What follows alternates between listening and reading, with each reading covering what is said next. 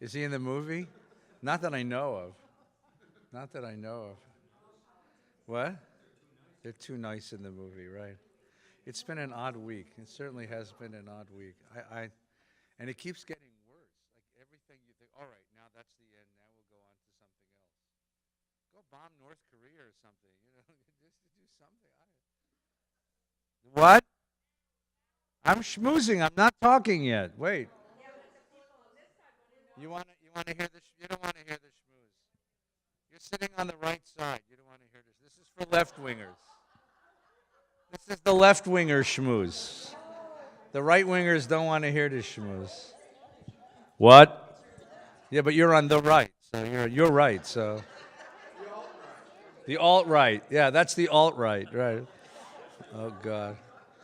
I'm glad we can laugh about it. I just thank God you haven't lost your sense of humor about this. It's a strange world. Anyway, good evening, welcome. It's nice to see you. Happy August. I hope you're doing okay this summertime. I'm Ed Feinstein. I'm one of the rabbis here. It's a delight to have you here. This is our session. We're doing a film criticism this summer. We're doing 4 Jewish American films, and tonight is the 3rd night in the series, right? We had the first night was Rabbi Hoffman did the Israeli film Salah Shabbati. It's a very good movie and a very good review. The second night, Rabbi Farkas did The Godfather as a Jewish movie. Okay? Or as we say here at Valley Beshalom, we're going to make you an offer you can't refuse, right? Tonight, we're doing The Frisco Kid. And next week, we're doing the Jewish movie to end all Jewish movies, Fiddler on the Roof. I mean, how can you have a Jewish movie series and not do Fiddler on the Roof? So I'll promise you that next week, the movie is going to be shown beginning at 6:30 on Tuesday night, if you want to see it. And we'll be here at 7:30 to talk about it. And we'll do a little sing-along, because you can't do Fiddler without a sing-along. So we'll do a little sing-along with the movie. And I'll tell you, there's one interesting fact about the movie. The movie Fiddler on the Roof was directed by a man named Norman Jewison, who, despite that name, is not. Right? So, what? I don't know. Is this Jewish son? Yeah? Jewish grandson. It's Thursday, yeah, 7:30, okay? Tonight we're doing The Frisco Kid. Did anybody see it on Tuesday night? Or have you seen it before? This is a very cute, fun, sweet movie. Thank you very much. That's really all you need to say. In fact, one of the reviewers who reviewed the movie said it's Gene Wilder's sweetest movie. Because in his other movies, he's a little odd. In the Willy Wonka movie and in Young Frankenstein, Gene Wilder's a little weird. But this is a sweet, sweet, simple movie, funny movie, goofy movie. The story of this movie was made in 1979. The script was made many years before and had been batted around Hollywood. It was one of these properties that was sold many times and was sitting on somebody's desk when somebody needed to put a movie out, and they had a few dollars, and they decided, let's put this one out. It's simple enough, right? And it's a very simple story. So it was directed by Robert Aldrich. We'll talk about him in a minute. It was written by Michael Elias and Frank Shaw, who were 2 writers who had done many, many different movies. Michael Elias also did that great cinematic classic, The Jerk, starring Steve Martin. He was also responsible for the TV series Head of the Class, which was not a bad TV series, a 70s sort of sitcom. Shaw also was a producer and writer of both television and movies. And it sat around, and then finally it got cast and it got made. It got made, and it stars Gene Wilder. And when in one of his interviews, when they asked Gene Wilder about his Jewish experience, he talked about this as his favorite Jewish movie. He said this was the movie that made him feel most connected to his tradition. And it stars a young Harrison Ford. And as I said before, as I told you this on Tuesday night, the interesting story about that is that it was originally cast with John Wayne. And John Wayne wanted more money than the producers were willing to put up for it. So they didn't hire John Wayne. They hired this young actor, Harrison Ford, and put him in the movie. And that's interesting, too. When we come to that part of our conversation, we'll talk about what it would have been like to have John Wayne in the movie. Story of the movie, everybody, someone's phone is ringing. Anything good? You want me to answer it for you? Okay, good. Okay. The movie opens somewhere in Poland, where we have a group of very, very fake-looking rabbis. Some of the fakest-looking beards I've ever seen in my life, sitting around a table, and they're jabbering in something that sounds like Yiddish, only it's not. And one of their number, this young rabbi, is outside ice skating in the snow, and they're jabbering, and they come to some sort of decision, which we don't know what it is, and they call him in, and they tell him, the head rabbi tells him in English, we're sending you on a journey to America. Perfect English, right. And then when the Yiddish-speaking rabbis say, "Was is dus?" What is he doing? He tells them in Yiddish, we're sending the Schmendrick to America. And he says, where am I going? He says, you're going to San Francisco. And the rabbi says, is that near New York? He says, yes. And so the next thing you see is young Rav Avram Belinsky is on a boat to America. This is a road story. A road story about a journey. Now, stop for just a moment and forgive me for taking what is ordinarily a very sweet little funny movie and making a big deal about it, but road stories is the most popular metaphor in all of Western literature. All of Western literature is about road stories. Think about the great road stories that there are, right? Ulysses is a road story, the first one and the second one, but the one that Homer wrote, the Odyssey, is a road story. Chaucer is a road story. Bunyan's Pilgrim Progress is a road story. Tolkien is a road story. The Lord of the Rings. The Wizard of Oz is a road story. We're all about road stories, things that happen on the road. And the reason why that's the most popular metaphor in Western literature is because it's a metaphor of the journey of the self. It's a journey of growth, a journey of development, a journey of discovery, and the road becomes the metaphor for the character's development of self. So for all of us who know that movie really well, Dorothy starts out in Oz as a very innocent, helpless, powerless, clueless, innocent, and by the time she reaches the Emerald City at the end of the yellow brick road, she's become somebody. She's gained courage, she's gained strength, she's gained all the characteristics of the three characters that she meets along the way, right? She has the scarecrow's brain, the Tin Man's heart, and the lion's courage. She becomes somebody at the end, okay? Road stories are like that.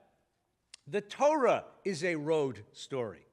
In fact, this character's name is Avram, or Avraham, Abraham, and Abraham's journey begins when he's told by God, leave your home, leave what's familiar, leave your native land, and go west to the promised land. So Rabbi Belinsky, Gene Wilder's character, is really a mimicking of the Abraham story. He's on the road, and it's not so much that how he's going to get from here to there, it's what's going to happen to him on the way and how he's going to develop as a character. Mrs. Halpern, you had your hand up. Quest is a nice word if you know what you're going after, right? And a quest story is a road story. We're going from here to there because there's something there that I want to get, right? The Golden Fleece, for example. That's, the Argonauts, the Jason and the Argonauts story, right? Okay? The Holy Grail is the great King Arthur story, right? So that's one kind of a road story. And what happens in the quest stories is that we may or may not get the thing we were after, but it's what happens to us on the way that is significant. Another kind of road story is a pilgrimage story, where I'm going from a place of lesser sanctity to a place of greater sanctity. That's also a Jewish idea. And in the pilgrimage story, Pilgrim's Progress, Chaucer's, these are all pilgrimage stories, right? Along the way, I gain a certain quality of holiness. That's also a road story. A refugee is a road story. Immigration is a road story. Tourism in a certain way, is a road story. Tourism is an interesting subcategory of a road story because what happens in tourism depends on whether or not the tourist really wants to encounter the culture that's there, right?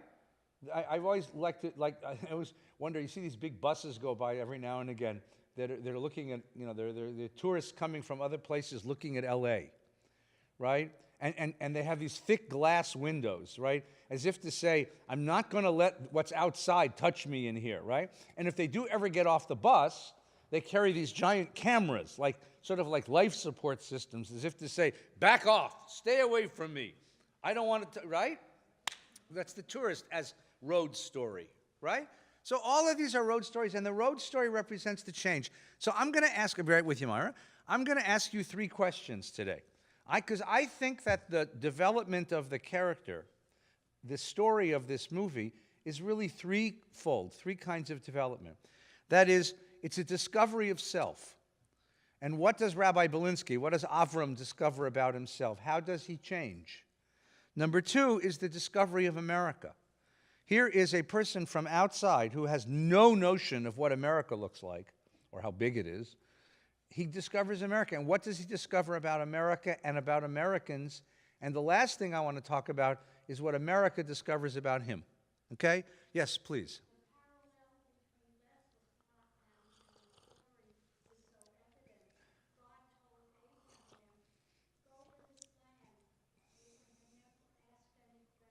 Yeah.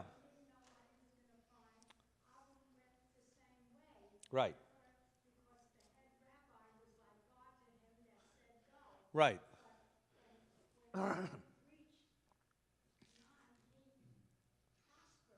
Mm-hmm.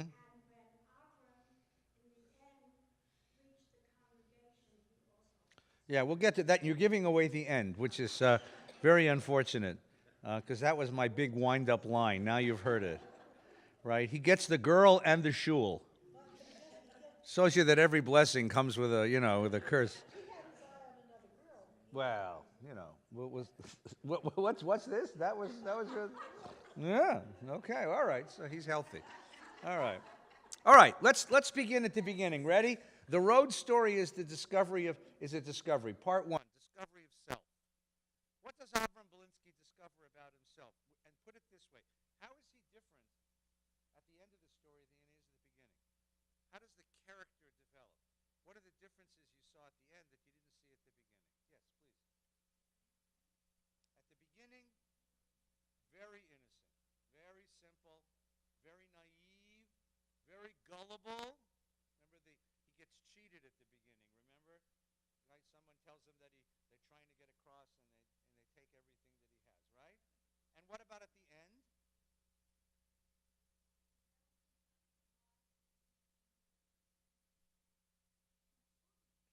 He learns some shrewdness, but he doesn't become cynical. And that's very important. Yes, Michael.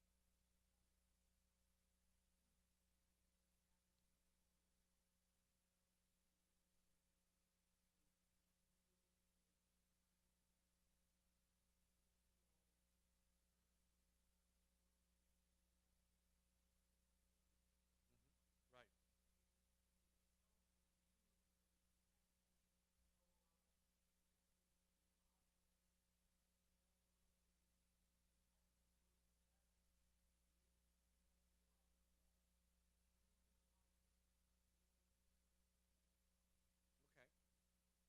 He's really a loner at the beginning. He's a loner in the yeshiva. He's a loner when he first comes to America. And slowly he develops relationships. And through those relationships, he discovers other qualities, let's call it holiness or sanctity, that inhere in the world. And it's not just the object that becomes holy, other things become holy as well. So that's part of the development of the character. Good. What else did you see? The differences between the beginning and the end of the movie. The character. Yes, please.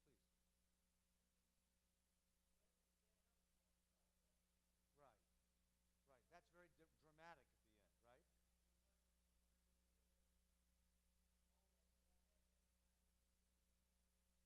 Yeah. Get out. Right. And what's the that wonderful last line you quoted it to me this afternoon? That's the end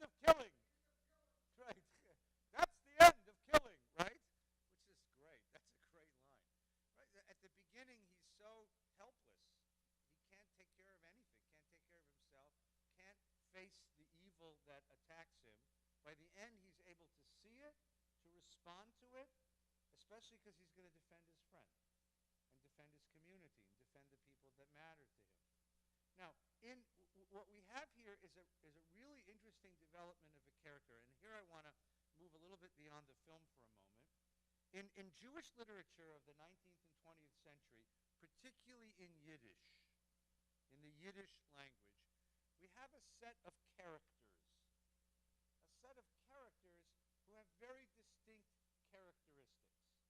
Okay, let me list a few of those and tell me which one you think he might be. We have a character called the Shlemiel. What is a Shlemiel? A Shlemiel is a guy who comes to the rabbi and says, Rabbi, I've only been married 3 months, and my wife is about to have a baby. How is this possible? And the rabbi says, my friend, just do the math. How long are you married to her? He says, 3 months. And how long is she married to you? 3 months. And how long are you married to each other? 3 months.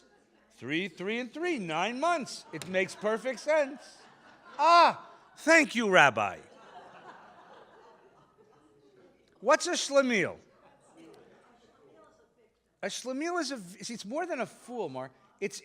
Well, we're going to get to that in a minute. A Shlemiel it can be a victim. A Shlemiel can be a fool who's naive. A Shlemiel can be the object of other people's intentions, but not the subject of his own script. He doesn't guide his own life. He's the stuff happens to him, and he's sort of can't do much with it. He can't do much with it. Now let's see how intent you. Shlemazel. Yeah, shlemazel is often translated as shali lo mazal, right? Which I have no luck. The classic definition is the Shlemiel is the one who's always going to knock over his soup with his elbow, and it's always going to fall on the lap of the Shlemazel. Okay? Shmendrik. He's actually called a Shmendrik in the beginning of the movie. What's a Shmendrik? He's a fool. A Shmendrik is a fool. A Shmendrik is a person so foolish that he can't see what people are doing to him. He can't stand up for himself because he doesn't even see other people. He can't read other people's intentions, okay? Nebish, a nothing. Who's the classic Nebish in American cinema? Woody Allen, right, Woody Allen, right?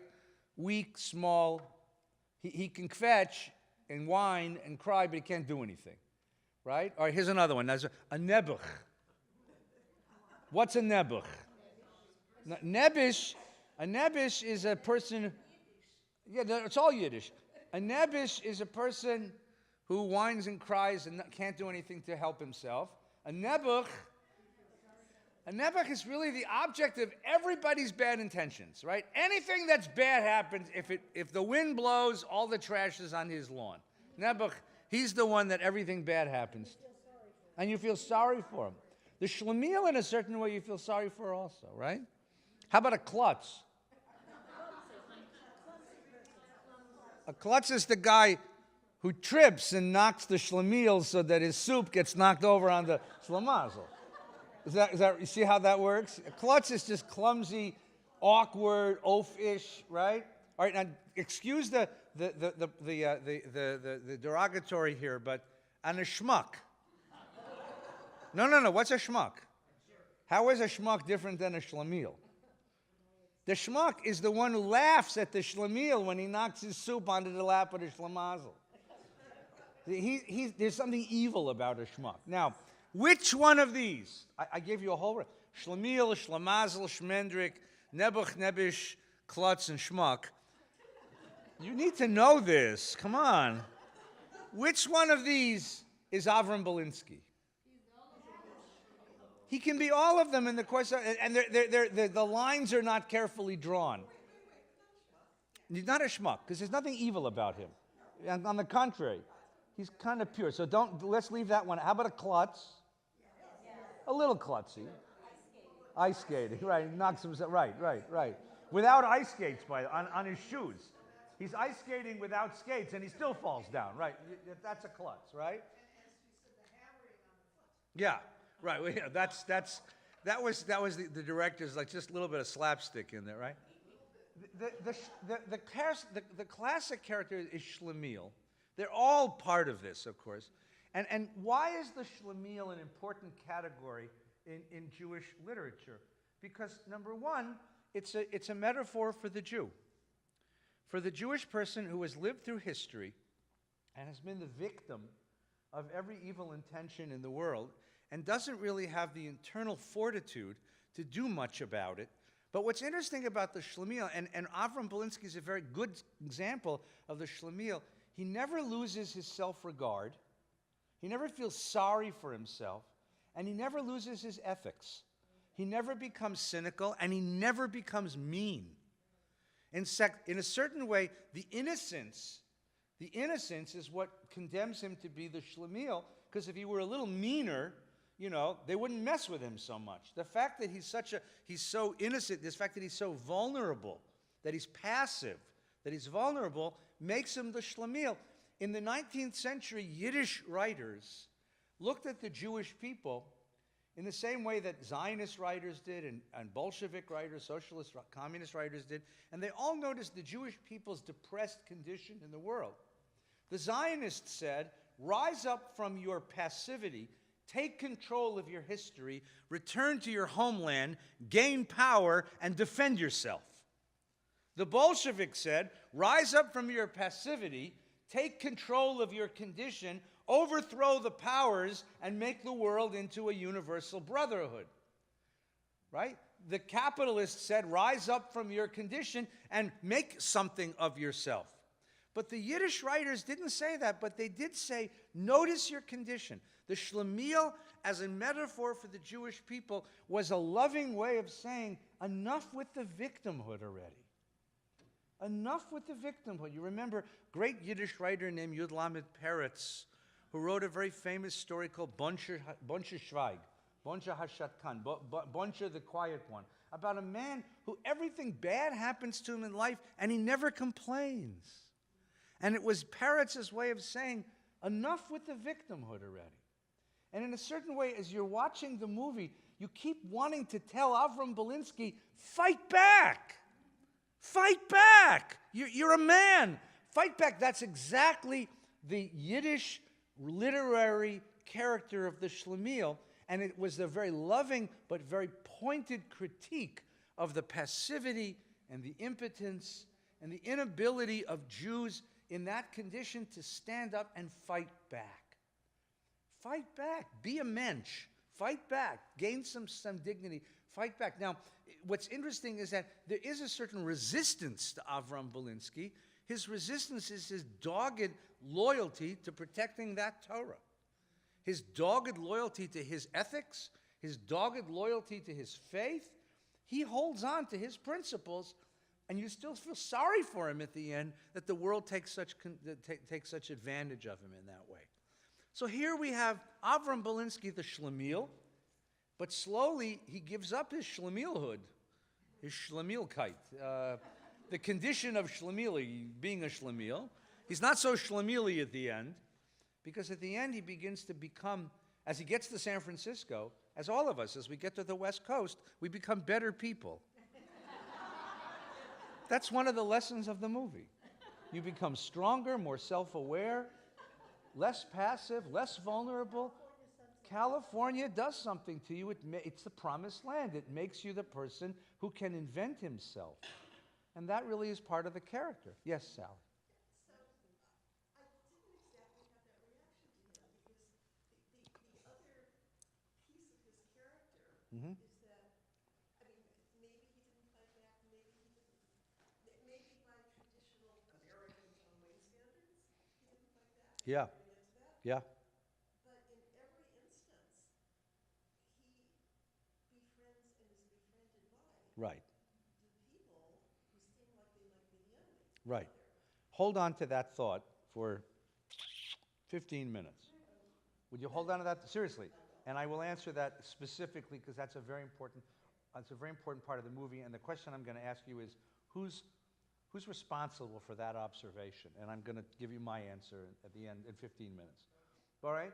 I think what you can say, though, is that he's not a schlemiel in the sense of being a nebbish, weak and passive with nothing he can do about it.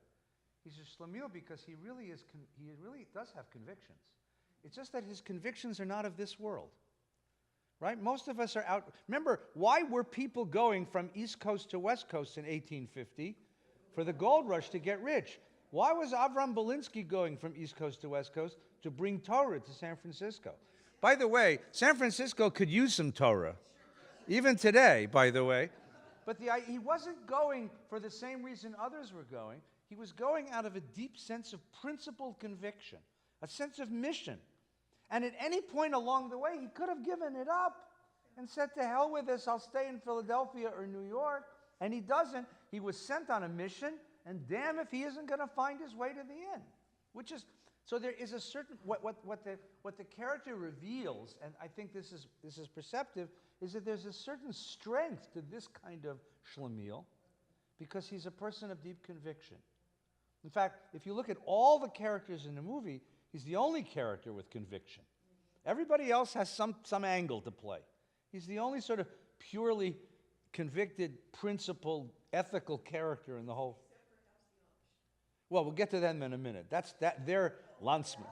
That was one of the most brilliant terms in the whole movie, but we'll get to that in a second. Yes, Myra.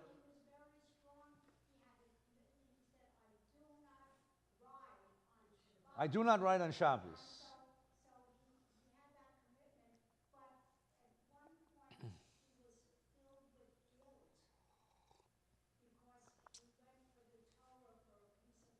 Right.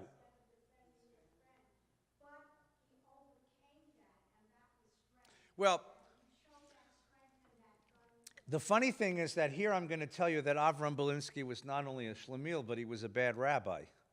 Because any rabbi would tell you that you defend life before you defend anything else. And if it's Shabbos and there's a gunfighter trying to kill you, you get on the damn horse and ride like hell. Make sure everybody knows that, okay? This is the principle of pikuach nefesh. I give this announcement every Yom Kippur, that if you're taking medicine, you take your medicine on Yom Kippur. And if your doctor says you take your medicine with a 7-course meal, I'll come and serve it to you, right? Because you have to do anything you have to do. You violate any ritual commandment in order to protect your life and your well-being. So that part of the movie was exaggerated. A real rabbi would have gotten on a horse. What? Oh, yeah. No, the rest of it's perfectly legitimate. Michael, yes, please.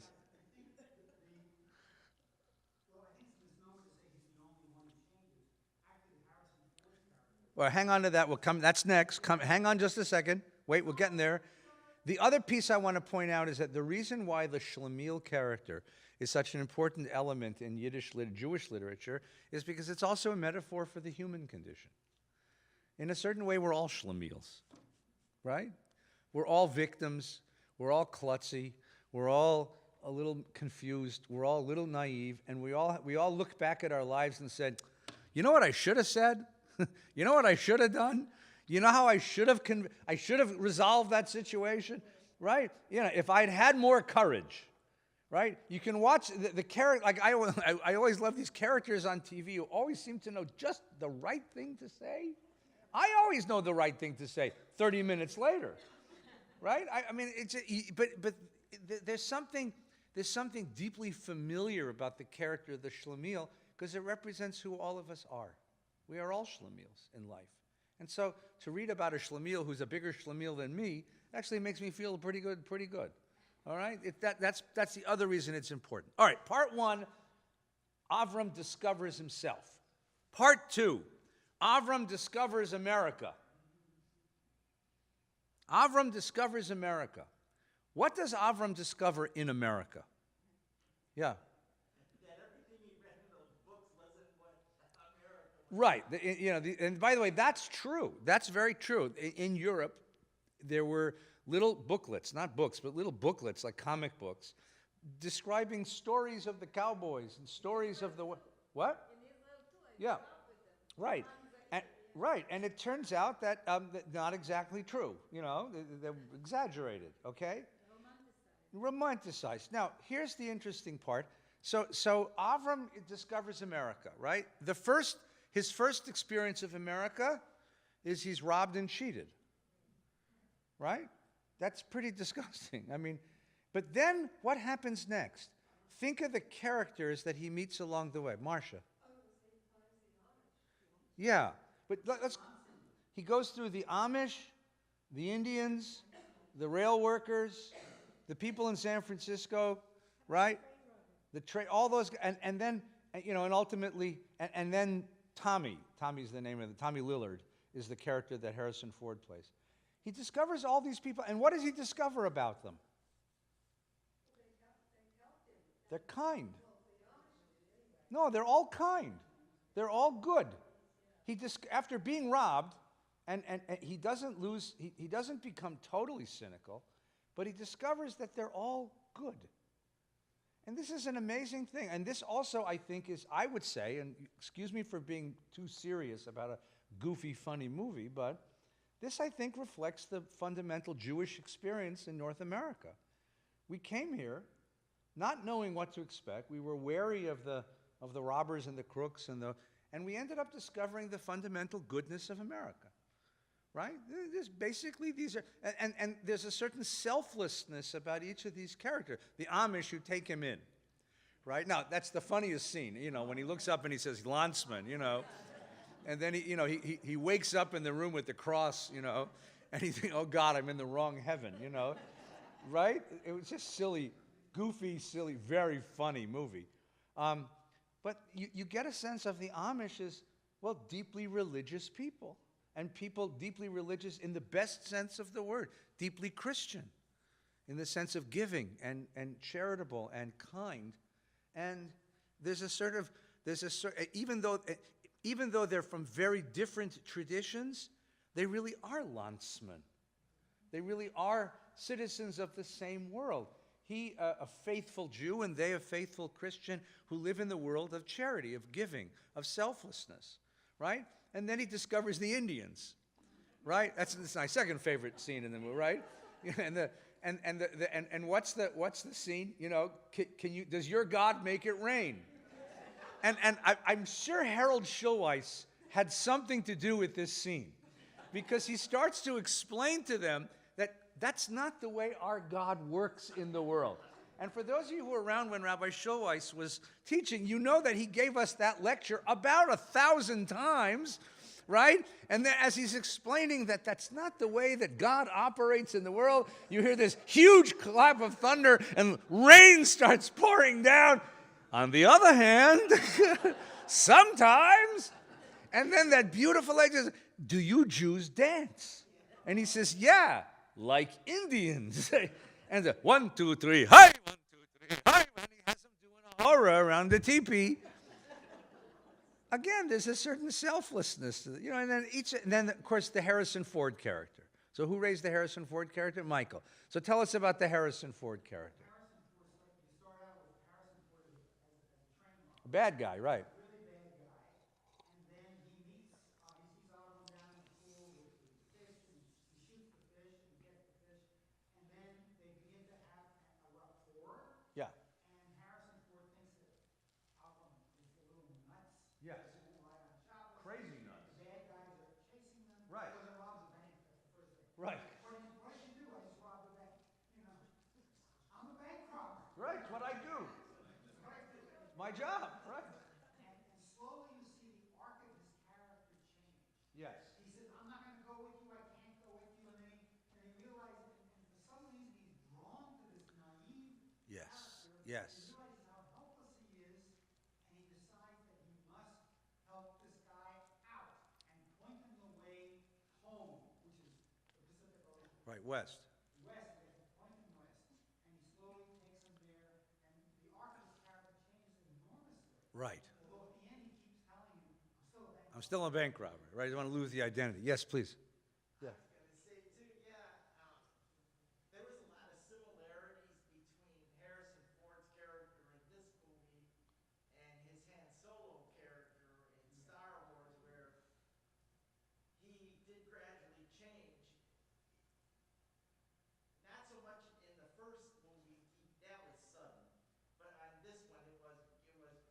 Right. The pivotal moment Right. that he changed was in that bar. Right. When Avram was going to have his head bashed in with a barrel of beer. Right. I think he realized that, oh, you know what? I got to do something about this. And that's Just like at the end of very Star nice. Wars. Exactly right. When a character who is totally self-possessed, self-absorbed, Exactly. Yeah. suddenly gets this idea that I'm called to help someone who's helpless. I'm called to defend someone who's vulnerable. And it changes him all around. He grows a soul, right? You're right. Han Solo is a very good example. I mean, you know, Lucas gave us that thing. Han Solo, that's his name. He's in it for himself. He's a loner, right? And slowly you watch him become a citizen and a comrade and a friend and a lover and every other bit, right? Exactly. Right. And then in this film as well. In this film, he the bank robber, you know, with a golden heart, right? Yes, please. Before the movie started, you asked us to think about how it would have been different if John Wayne would have been in that Right. role. And I just could not imagine how totally different it would have been. Harrison Ford had such a good neshama in this. Aw. I just couldn't picture John Wayne with his size, Yeah. etc., pulling that off. Because Harrison Ford ultimately, although he plays all these action figures, is a very good character actor. Yes. And there have been some good movies. What's that one where he gets shot and he has Henry, regarding Henry, is that what it's called? You know, that was one. There's a number of movies where Harrison Ford can act. The Harrison Ford, he can act. He's not entirely just a face. John Wayne, you're right, is a face. I mean, he's a stuff, you know, there's no character there. There's no inner life, right. Harrison Ford, so it would have been very different. But I want to suggest why. I'll come back to this in a minute. A very, very good observation. Yes, please. What Justin I was going to say about the difference between John Wayne Oops. is rigid. Yes. He's petrified. He's not animated. Yeah, because there's no inner life there. He's not animated, so Right. you couldn't have seen, you know, this was cute. Right. He was nice and good and cute. I- John Wayne, I couldn't see. I just want to hear John Wayne say Gewalt. For that, I would love to see the screen test, you know? You know, John Wayne, Gewalt, you know? I just think that would have been worth it. That's the only word I want to hear in the whole movie. So, yes, please, Elaine. What Michael was talking about in the development of the friendship, it's when they say, I never had a best friend. That was so touching. Right. For both of They're them. loners. So remember Landsman, right? What he discovers in the course of the movie is that he has lots of landsmen in America, right? The Amish are his landsmen. The Indians are his landsmen. The monks are his landsmen. The gunfighter is his landsman. In fact, he discovers all of these people along the way who are his landsmen. By the time he gets to San Francisco, you sort of feel like the Jews are not so much his landsmen. I mean, they're a little too stiff, you know? So this brings us to the third point I wanted to make, and this is what I came from the movie, and I may be completely off base and thinking of this way too deeply for a funny movie, but this. It's the road story is about discovery and development. So we talked about his discovery of himself, and we talked about his discovery of America and the landsmen who live in America. It's also about America's discovery of him. Yes, please. I thought that you were talking about what he found in other people. Right. But I think a lot of what he encountered is how they were drawn to him. Perfect. That's beautifully said. Beautifully said. It's how they are drawn to him. It's America's discovery of the Jew, America's discovery of this Jewish character. And here is, I think, what I think is the sort of kunz of the movie, the interesting point of the movie, right? We who are Jewish, we who grew up Jewish, we who have an inner sense of Jewishness, we walk the world, I would say, with a little bit of suspicion. Some of us with a lot of suspicion. We're worried about what they're going to think of us because we're deeply aware that we're not like them. And because we're not like them, we're worried that they're going to reject us, that they're going to deride us, that they're going to hurt us. And so we always walk around with a little bit of defensiveness. And listen, given our history, that's not unusual. That's okay. But always a little bit of defensiveness, right? That we don't exactly belong here. And we have to be very careful, number one, not to reveal ourselves too much. And if we do reveal ourselves, to make a quick point that we're really a lot like you. A lot like you, right? I told you my silly story. I took my kids camping, and we stopped in a little supermarket in a little town outside of a national park in the middle of nowhere. And it's 6 o'clock in the morning to pick up some ice and some milk and some cold things. And my son screams from across the market, "Abba, look, they have gefilte fish!" And my first response is, "Shh, don't let them know we're here." You know, because it's dangerous. This isn't L.A. God knows what's in this town, right?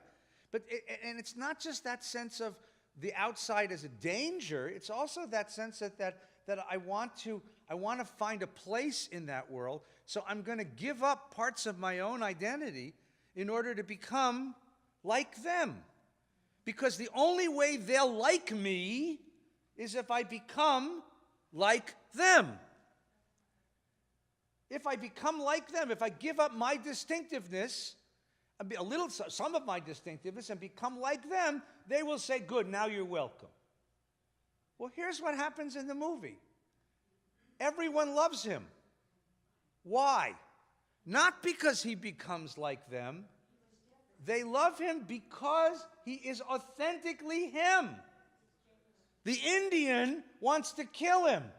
And he puts him on that horrible torture thing, and he says, "Would you die for your Torah?" And he says, "Yes." And when the Indian hears and sees that he's sincere, he really would die for his Torah, the Indian says, "Bring him off."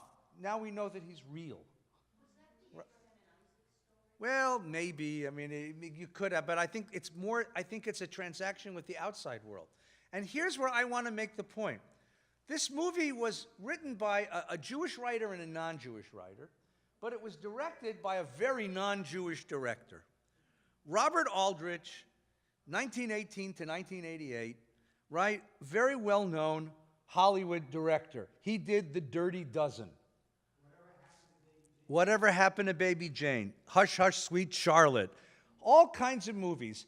When he died, I will look this up, so it's not that I know this stuff, but it turns out that when he died, the reviewers wrote that his movies were punchy, caustic, macho, and pessimistic.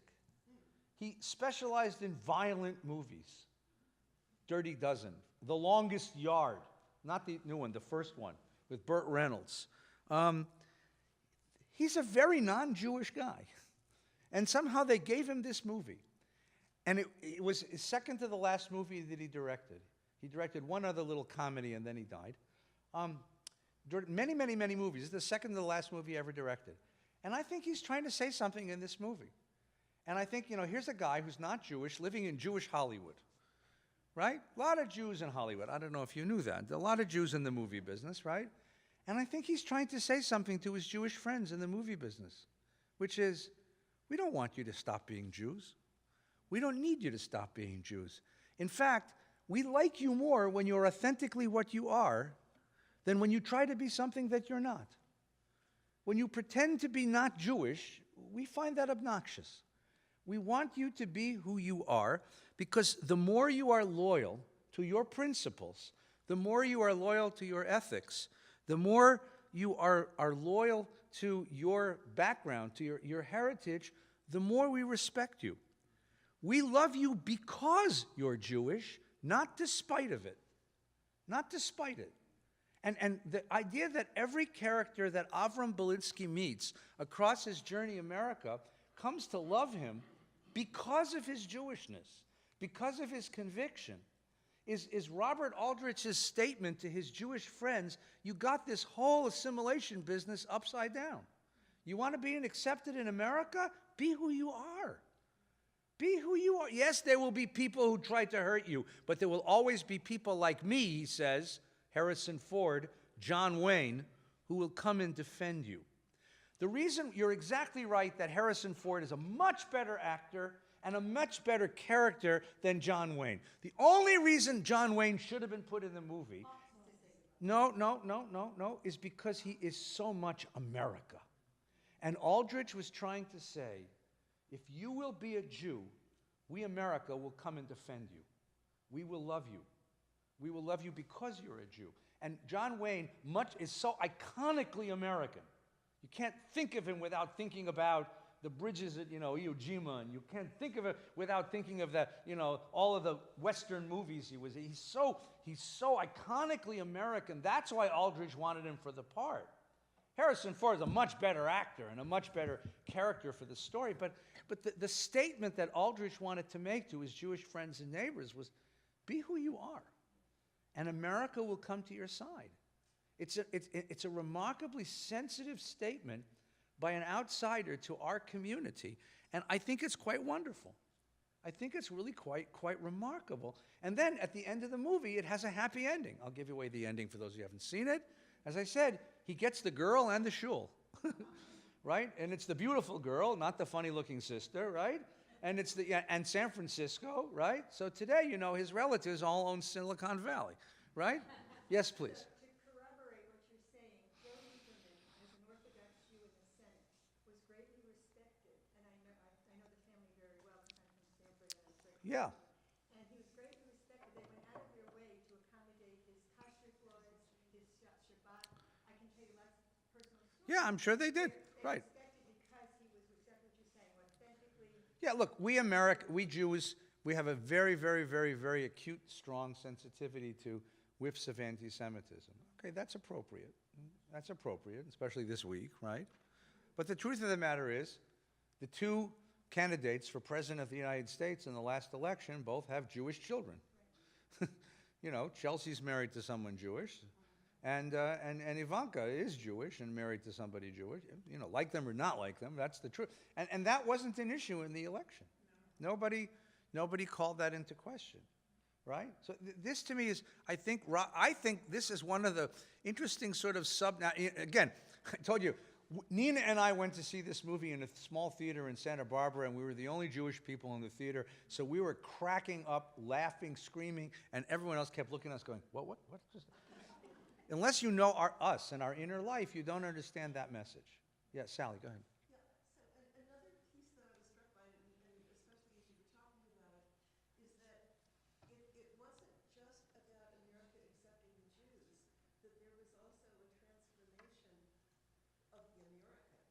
Mm-hmm. American who was suspicious, who dealt with stereotypes, who was overly cautious, who was afraid to stand up for certain principles and would rather run. Right. And one of the things that he learns, in this process, through Avram, is that just being you, not being cynical. Yeah. I would put it slightly different. Avram is a character who is totally devoted to his convictions, his faith, his Torah, right? And all through this thing, you get this, he's carrying a Torah, little bitty Torah. And everyone keeps asking him, why is that so important to you? And he keeps saying, it's as important as my life. Well, one of the things that Harrison Ford's character, Tommy, learns is you can live for a principle. And living for a principle ends up being a better way of life than living for robbing banks. Right? In other words, it's not just the enriching of the self, it's not just the aggrandizement of the ego, but living for a principle, and maybe what Aldrich is saying is that's what you've come to America to teach us, which would be a very powerful statement for an outsider to say to a community. You have come here for a reason, to teach us something very important, because that really is what Avram teaches Tommy. Yeah, we'll see, but he'll do it with Rahmanis, yes, please. The restaurant towards the end of the movie, when Harrison Ford was telling him, you are a rabbi, that's who you are. I'm a bank robber, that's who I am. I'm not going to change, and you're not going to change, that's who you are. Yeah. And that's your commitment, and I'm a bank robber, and that's what my commitment is. Yeah, but you know that by that point of the movie, he doesn't really mean it. or it's said with a certain degree of irony. In a certain way, he's protesting. You know, you've taken me, I can't be a bank robber anymore because I can't be ruthless. You gotta be ruthless to be a bank robber. Tell him I can know this, you know. You have to be ruthless to be a rabbi, that's what I'm trying to tell you. But he can't be ruthless anymore because he's learned he's seen what happens when you live a principled life. And he's seen the dignity that comes with living a principled life. So you know in the back of your mind that either he's going to be a very bad bank robber or he's going to go do something else. Yes, Michael. Something just occurred to me as we were talking about Bob Aldrich and making the movie, this particular movie, at this stage in his life. Aldrich came from a very wealthy family, I think in Boston, progressive family, as a matter of fact. One of his chief enemies, one of the people that he really disliked very much was Jack Warner. Really? Yeah, he did not, Jack Warner, he did not like him. He hated Jack Warner. Warner, and you have to remember, Warner had caved in to McCarthy after having his brother, who had been, one of his brothers who had been very Jewish and very pro-democratic and very progressive, Jack, after they died, Jack caved in. And there was a sense, it always occurred to me that this is a story about a Jew who retains his Jewishness His convictions. and his convictions. And I think maybe, I just wonder if in the back of his mind, the writers and Aldrich was thinking about Jack Warner is the opposite of Avram Belinsky. There you go. He Right. lost everything that Avram Belinsky had. Right. I mean, that's just, And you know as a writer that an artist will always reveal more than he intended to. writers and directors tend to be very subversive. But more than that, an artist always reveals more than he intends to. So I think it's kind of impossible that wasn't part of the motivation. That this was the great drama of Aldrich's life, right? And here's his chance because one of the questions I couldn't find the answer to is of why Bob Aldrich would direct this film. I mean, he directs films where, Lee Marvin guns people down, or Joan Crawford and Betty Davis duke it out. This movie is everything Bob Aldrich isn't. And yet, he needed to make this film, and he was sick already. So he did this on purpose. Why this film? That answers it nicely. This was his pushback in the face of Jack Warner. If you'd been the Jew you should have been, you would have defended the people you should have defended, like he did. And I think that makes a lot of sense. That's beautiful. Yes, please. When you talk about acceptance, there was one part of the movie that really got to me, and that was when they were lying down together. Yeah. And they hugged each other. Oh. And it doesn't need more than this, does it? We're just going to keep warm. But I can see that as, the acceptance of who they both were. Well, this is also a wonderful observation. Another theme of the film is a buddy film, right? And buddy films are another genre of movies, right? And in buddy films, it's what connects us, and can we have a certain kind of male intimacy, right? It's a male heterosexual intimacy, right? I don't have to be sexual with another man in order to feel a deep intimacy, a deep friendship, a deep dependence on the other. I'm willing to be vulnerable in front of the other. He protects me, I protect him.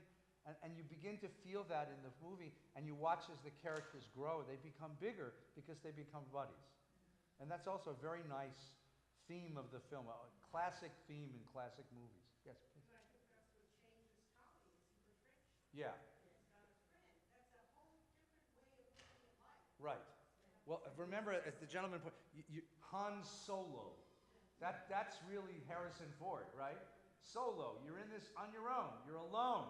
You're a bank robber. It's you and your horse and your gun, right? All of those Western movies. You remember all those Western TV shows, Maverick, Paladin, The Virginian. All these. When I was a kid, I used to wonder, like, these guys rode around with their gun and their horse. And they'd come into town and they'd go to the bar and they'd go to the brothel and they'd take a bath and they'd leave. It's like kind of life. Lone, the loner on the, Shane. That was the famous, right? Shane, right? So here's Shane becomes Epis Shane, if you know Yiddish, right? He's the Shanekite, I mean, he becomes a mensch. It's the transformation of the loner cowboy into a friend, a comrade. It's a very nice observation. Yes. 15 minutes. Speaking of Yiddish, What? It's 15 minutes. No, I answered. I got to Sally's point. Less than 15. I gave her a discount. Yes. speaking of Yiddish, Yeah. I thought the usage of the Yiddish was so perfect for people like us. There are very few fluent speakers Yes. in our world. They use all the words that most of us know. Right. So we all felt a part of it, and I thought that part was just brilliant. I was conscious of it the whole time. Gewalt, Things like that. Right. And it was brilliant. Yeah, it was very nice. And Gene Wilder, this sort of goofy accent.